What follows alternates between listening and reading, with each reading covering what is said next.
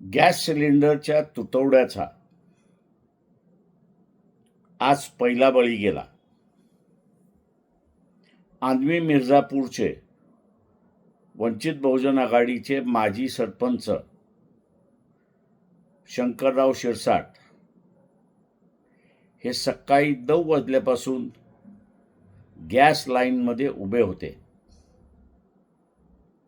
दुपारी 1-1:30च्या दरम्यान त्यांना चक्कर आली आणि त्याचमध्ये त्यांचं निधन झालं.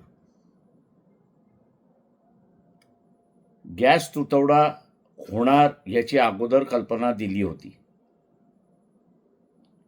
शासनाने नियोजन व्यवस्थित केलं असतं तर कदाचित माजी सरपंच शंकरराव शिरसाट यांचा जीव वाचला असता.